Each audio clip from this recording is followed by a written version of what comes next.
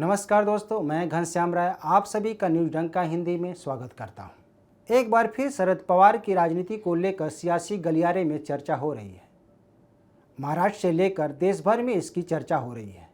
महाराष्ट्र के पुणे में पीएम मोदी को मंगलवार को लोकमान्य तिलक राष्ट्रीय पुरस्कार से सम्मानित किया गया। यह सम्मान हर साल तिलक स्मारक मंदिर ट्रस्ट द्वारा दिया जाता है। हालांकि इस बार पुरस्कार की चर्चा के साथ इसके साथ मंच पर एनसीपी मुखिया शरद पवार, पीएम मोदी और अजित पवार को देखा गया, जिसकी खूब चर्चाएं हो रही हैं। एनसीपी सहित कई नेताओं ने शरद पवार को इस कार्यक्रम में शामिल न होने के लिए सुझाव दिए थे, लेकिन उन्होंने इसे दरकिनार करते हुए इस कार्यक्रम में शामिल हुए और पीएम मोदी की पीठ भी थपथपाई। इसके कई मायने निकाले जा रहे हैं। तो दोस्तों, आज हम इसी मुद्दे पर बात करेंगे। अगर आप हमारे चैनल पर नए हैं तो आपसे रिक्वेस्ट है कि हमारे चैनल को सब्सक्राइब जरूर करें। कहा जा सकता है कि शरद पवार की राजनीति को कोई समझ नहीं पाया। जिस तरह से आज विपक्ष के नेता पीएम मोदी को लेकर आक्रामक रहते हैं और उन पर निजी हमला करते हैं, उससे अलग शरद पवार केवल किसी खास मौके पर ही बीजेपी की खिलाफत करते हैं। सही कहा जाए तो शरद पवार ने पीएम मोदी की आलोचना करने के बजाय बीजेपी पर हमला बोलते हैं। शरद पवार एक ऐसे नेता हैं जिनको उनके साथ रहने वाले भी समझ नहीं पाए हैं। मंगलवार को जब पीएम मोदी सबसे मिल रहे थे तो शरद पवार से भी मिले और उनसे बात भी करते देखे गए।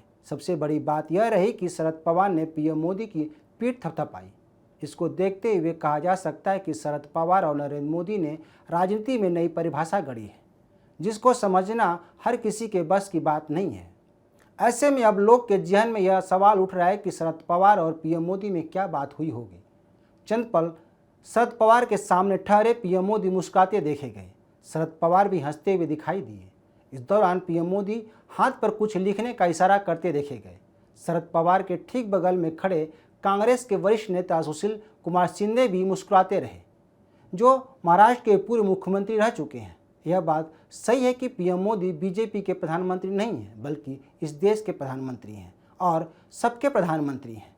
लेकिन कुछ विरोधी दल के नेता पीएम मोदी को दुश्मन की तरह देखते हैं और उनके खिलाफ अनर्गल प्रलाप करते हैं। कहा जा रहा है कि एनसीपी के एक नेता ने शरद पवार से अपील की थी कि वे इस कार्यक्रम में शामिल न हों, लेकिन शरद पवार ने उस नेता से यह कहा कि वे बीजेपी के कार्यक्रम में नहीं जा रहे हैं, बल्कि पीएम के कार्यक्रम में जा रहे हैं।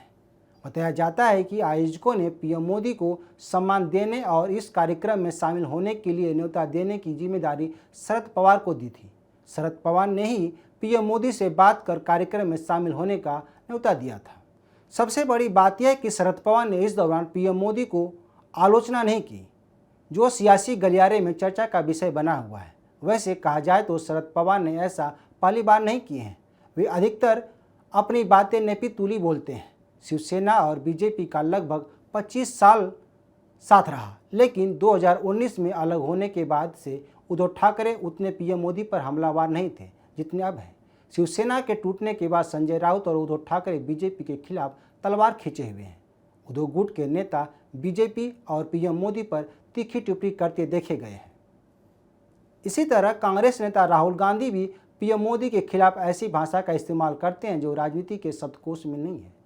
उसे गाली गलौज की श्रेणी में रखा जाता है, जैसे चौकीदार चोर है।